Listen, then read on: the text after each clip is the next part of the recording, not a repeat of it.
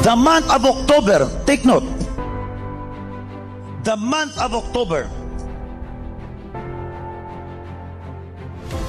the nation of the Philippines will be facing calamities. The month of October. The month of October. October. But some part of the nation of the Philippines, this will be that we are talking calamity, something calamity or tragedy. The month of October. Lord, please send some help. Tirahan at kaligtasan ang problema ngayon ng ilang nilindol na residente sa San Remigio sa Cebu. Bukod sa mga uka, kabi-kabila rin doon ang mga tumambad na butas o sinkhole.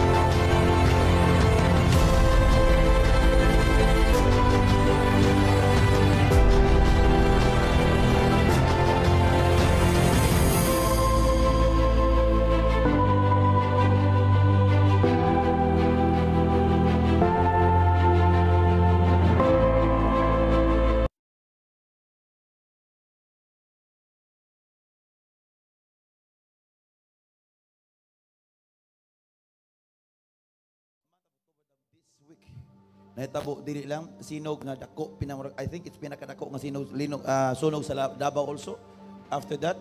And then while we are preaching in Cagayan, sa amo pong kilid dako pong sunog. So it's I tell you, it's just a matter of awakening, pagpahigmata ra ni siya kay usahay ang tao usa maka sangpit o Ginoo kun ay linog. But tinod dili, di ba? Kung wala linog wala ra pod. You know what? For me, as a servant of God, we need to help them. But for me, it's a good thing. Why? Para ang tao makailapod nga dunay Ginoo. Amen, amen? So, this is already written in the Bible. Okay? Open your book in the book of Matthew chapter 24. I'm talking about last days. Katapusang mga adlaw. And we are in the last days, I tell you. We are in the last days. It's not all about me.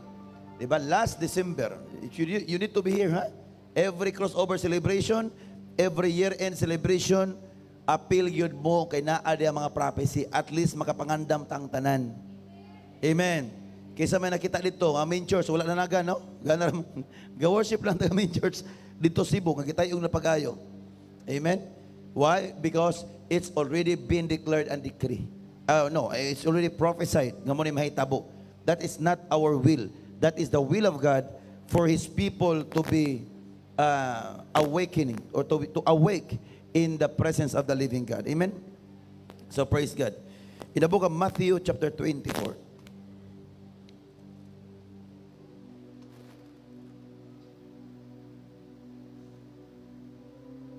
Okay.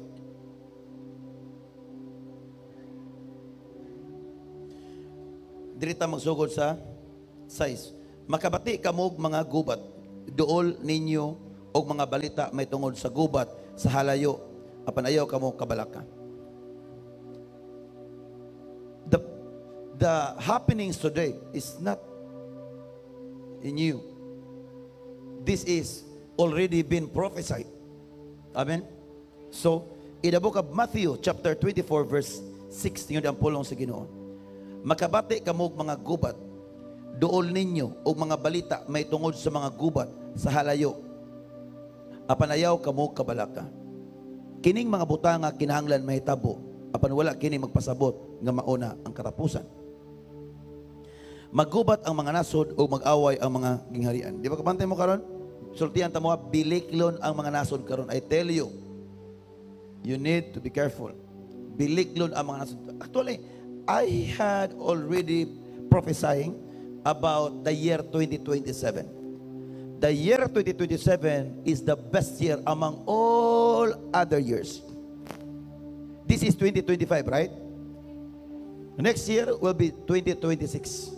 The following year will be 2027. The year 2027, I tell you, you need to prepare yourself.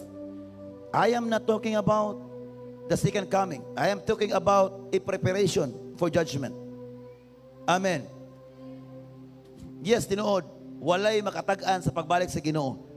But gitagaan tag pauna-una nga mga informasyon para kita makapangandam.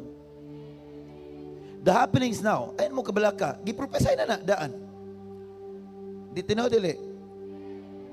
Last December pa, munang every year end, aray mo sa simbahan, ay mo sig paminaw to mga kokok o mga di ba? Panahon sa kita una kita mga paganismo pa.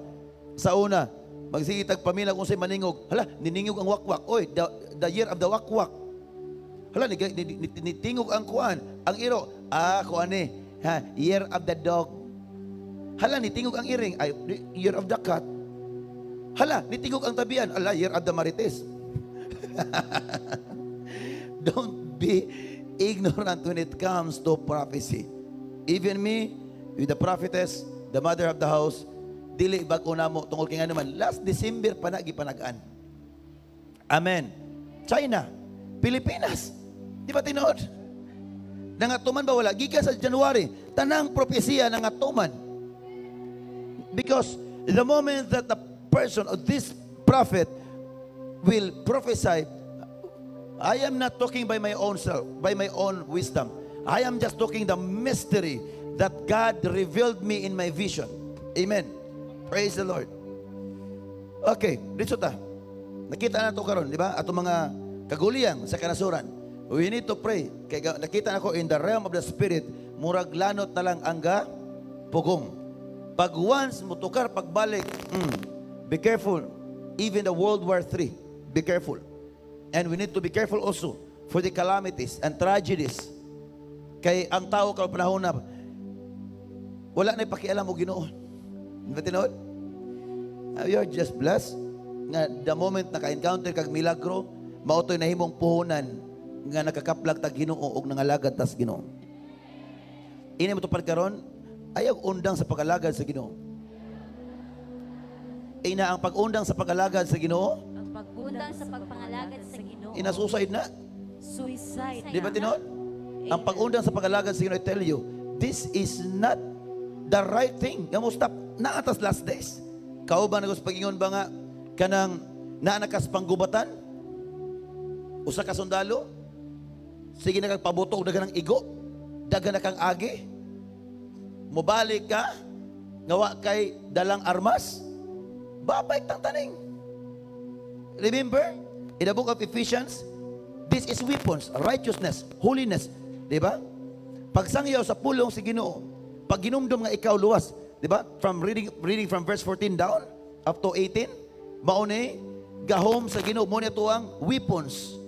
Tanawa diri siya, the moment nga naata diri, di ba makakontrol ka sa gitawag og emotion, di ba? Gawa sa siya, di ba? Malingaw ka, mubalik ka putong ilan kinaya, tinaw dili. Amen. Mo bitaw na man ta pasulti nga, family, simbag yung siya ha? Di na pasabot nga jaom mo'y maayo kay satanan, dili. Pasalamat ang taang jaom.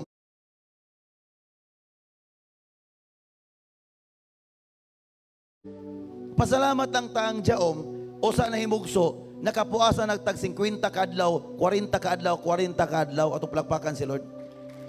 Thank you. O gitagaag insaktong revelasyon. Wala man ko ilaay makakontrol karon. Makita na to, bisan katalag simban, kaning kinaiya, magtanaw ka mo, alanganin kayo. Di ba tinod? Di ba tinod? Diri siya sigsimba, paminaw, pauli, buhat ang ipaminaw, I tell you, dili makapataka o pagpamuhat ang mga batasan nga dili iyas Ginoo. Di ba tinod? Gawa sa Diyaw, di ba batasan murag sa isa restore? O saan sa isa restore? Sa isa dali masuko, dali po maglagot. Kunya, kasagaran pas dali masuko, mupi kusog mapasuko. Kasagaran pos daling masakitan, mupi kusog magpasakit. Di ba tinod? Dinis siya nang wagtang ang tanan. That's why we are very confident nga mo na pagsulti. Oh, stop your maintenance. Why? Diri na locate na to. Unsa hinungdan sa mga sakit o balatian ang ato mga batasan. Di ba tinod? So in these last days, kinahanglan ang tanan manigurot ang tanan. Dili pwede nga kumpiyansa ta. Nakita na nato ni makalamidad. Oh, ningon dia. Magubat ang mga nasod o mag-away ang mga gingharian. May mga kagutom o mga linog sa tanang dapit. Sige daw, i-flash ang YouTube tanan. Di ba halos kada semana na linog? Tinod dili. Amen. Di ba tinod? Di buok kalibutan. Karon lang ning nahitabo nga grabe ang kagubot. Grabe ang kagubot. Malagod kabantay man ta, nag-apil-apil ang US ato niagi. Diba tinod? Pila katuig nilang hinago nga giyaguan ang pagpabarog sa ilang mga espasyo, ilang mga buildings, ilang mga establishment. But in just a matter of seconds, igo sa misal, boom, guba, boom, guba. Tinod nag-uli ilon ang Israel o Iran. Nag-uli po ang mga relasyon sa nasod. But I tell you, the devil cannot deceive my vision. Ha? Na ay mga tiunay anak kay ang garbo nagpakahilom ra na. Natulog ra na. Munang kitang tanan diri hinomdumi, affected ang tanang lumulupyo diri sa kalibutan. Ang pagpangalagad sa Ginoo dili na mo pasabot nga mga lagad sa Ginoo para di ta kabalikan sa kitong balatian, binisaya ng mga rasona.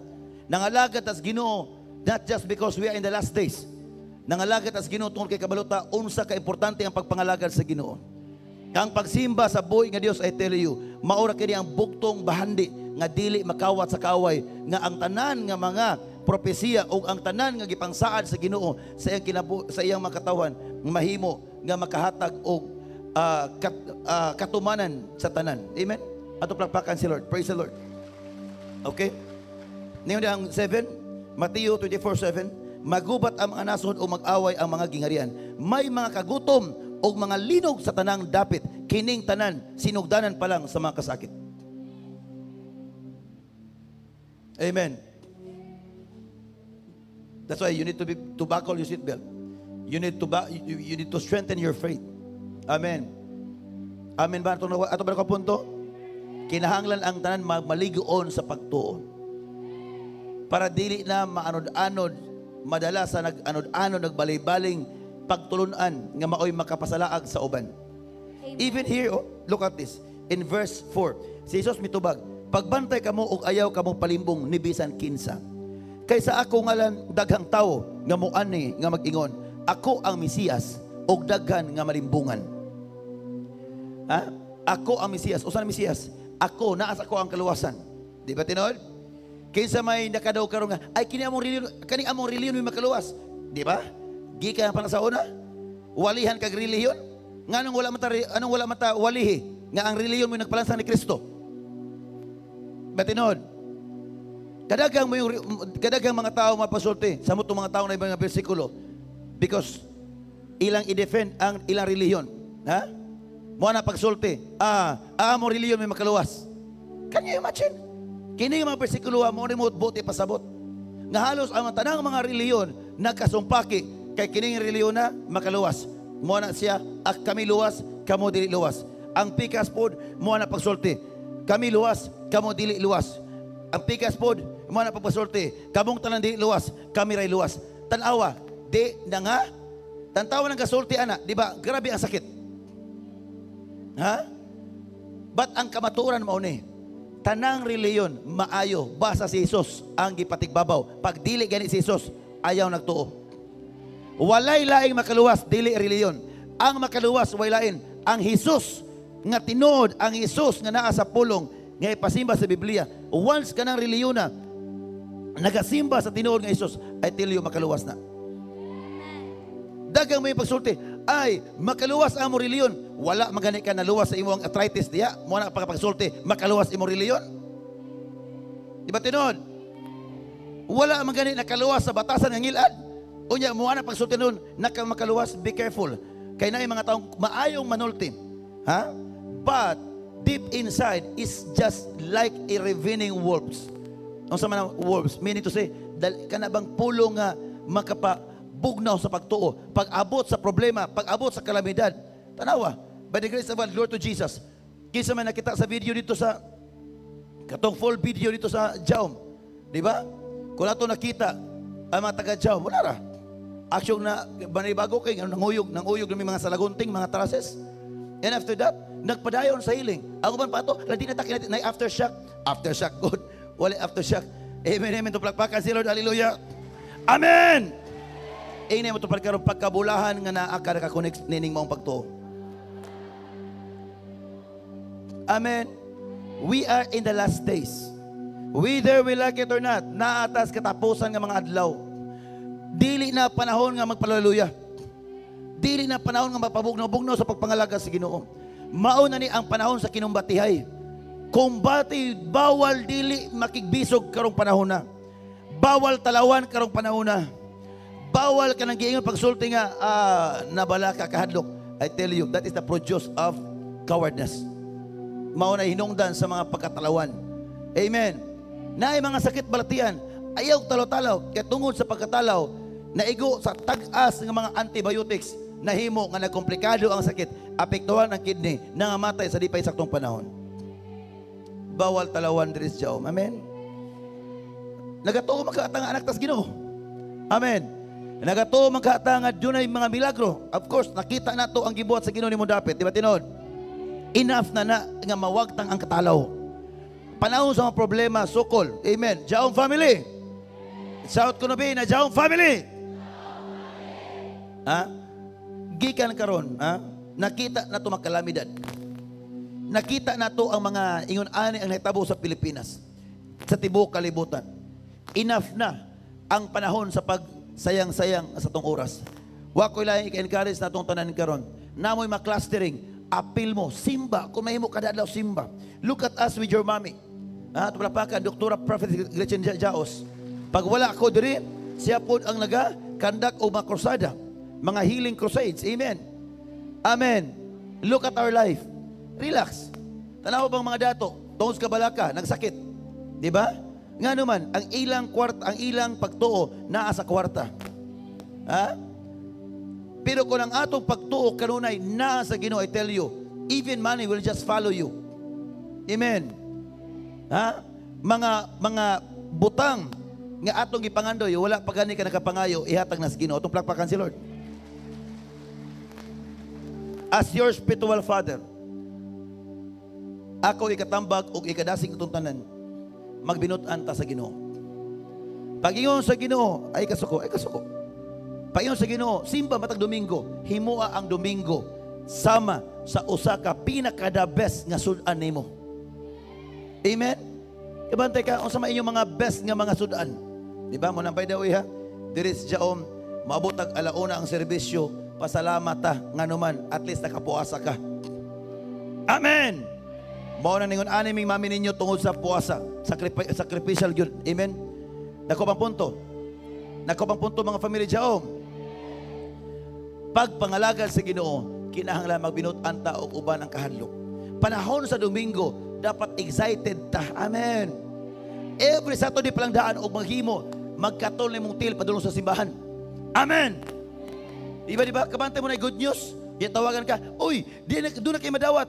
Usay, magkabangga-bangga ka sa pultahan. Uy, sa pultahan pa manay. Uy, magkabangga-bangga. Dapat taga-Jaum. Ingon ana ang ato ang mentalidad panahon sa Domingo.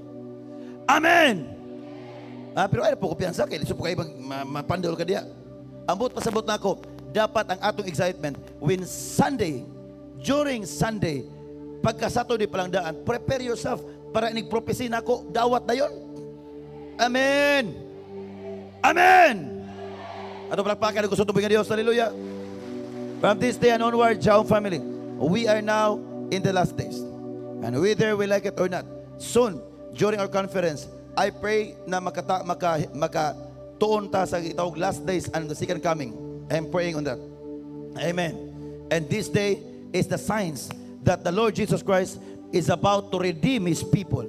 This is now in the moment nga kitang tanan malig-on sa pagtuo. Again, malig-on sa pagtuo at palakpakan si Lord. Hallelujah. Amen. Na ang makadukag istorya daotan, pasagdae. Kay normal sa mga taong daotan.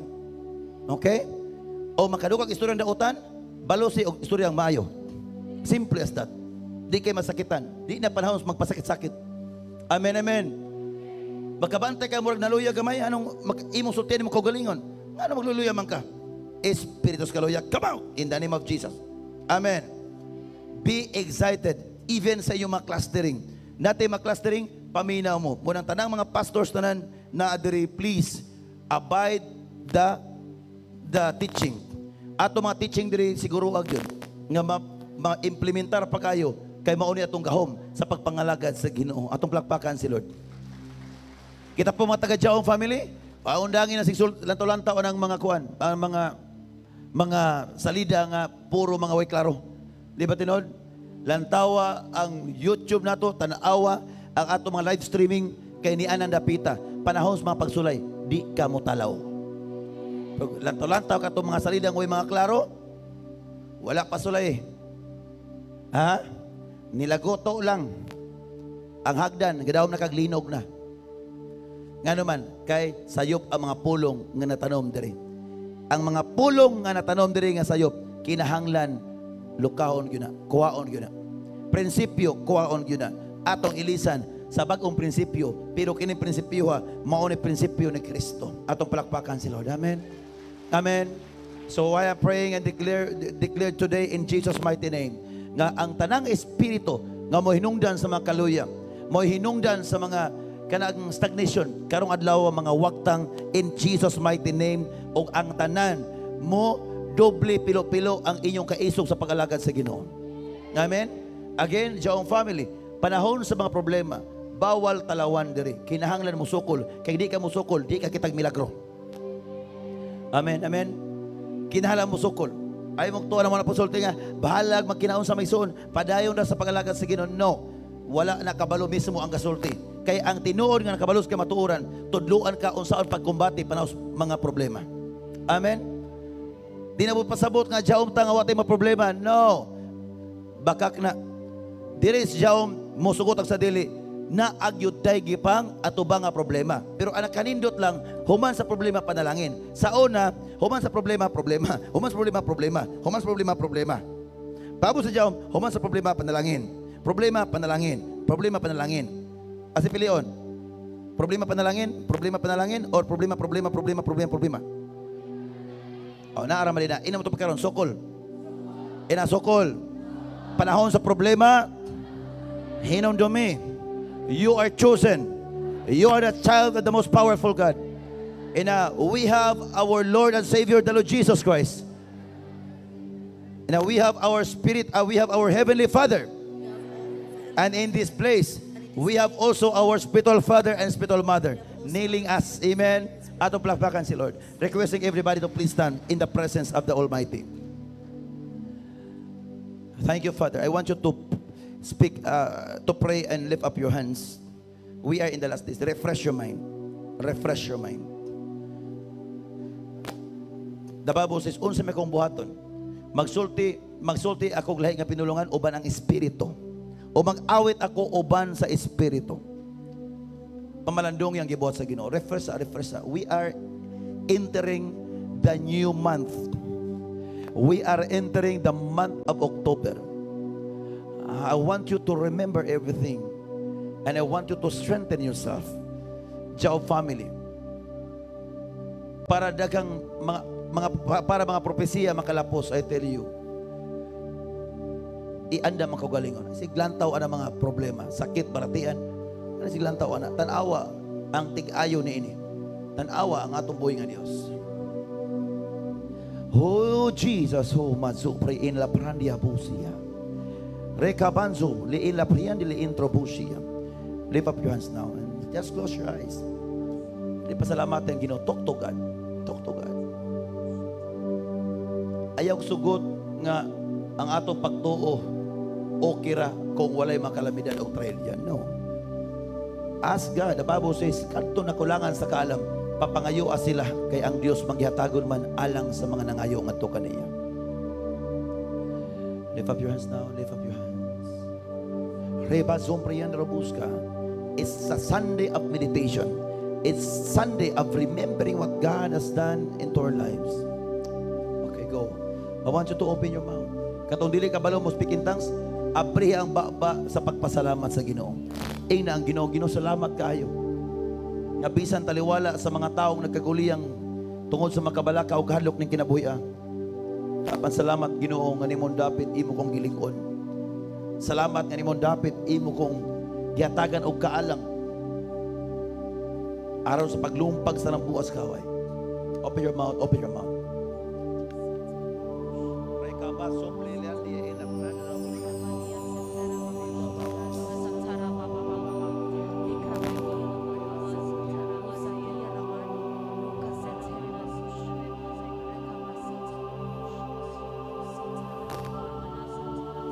I'll give you 5 to 10 minutes in prayer.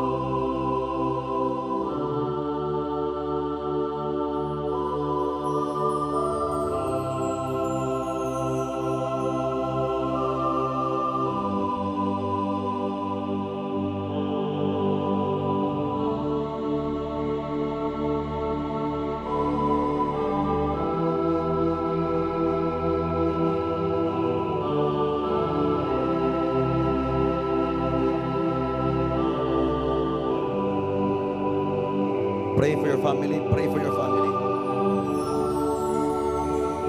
Pray for our government. Pray for all jump churches. Mazobriyan Darabos.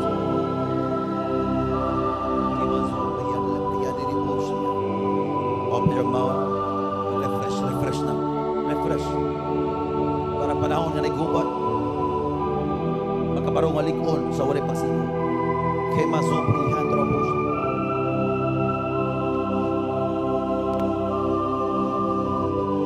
Tabapor 6. Kantong nagkalisod-lisod pa ang buka siya sa Ginoo. Kantong nagmalipayon paawita siya mapagdayeg. Kantong nagmasakiton ipatawag ang pangulo sa simbahan. Aniya ka sa among taliwala, dayo isimba. Aniya ka nagapamuhat sa among kinabuhi. Oh Jesus, kimasupli in la prianda de busta. Remember the prayer of your people, oh God. Let this prayer will break the stony blockages in the realm of darkness. In the name of Jesus. And let every prayer of your people has an answer now in the name of Jesus. Haniya ka, nagbago ka kanamo, kiday ko, kisimba ka. Haniya ka, nagbago sa laputan, kiday ko, kumansiple in the most. Haniya ka, nag-ayo ka kanamo, kiday ko, isimba ka. Haniya ka, nagpamuhat sa among kinabuhi, kiday ko,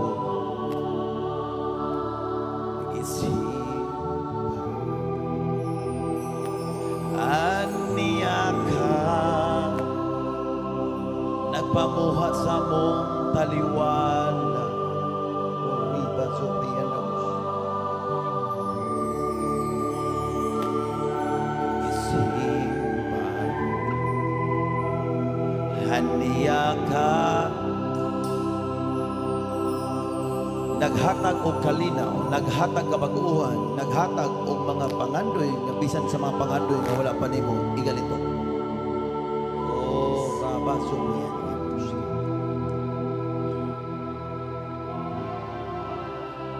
Tinudan sa pamaan, milagroso, kahayag sa kalibutan.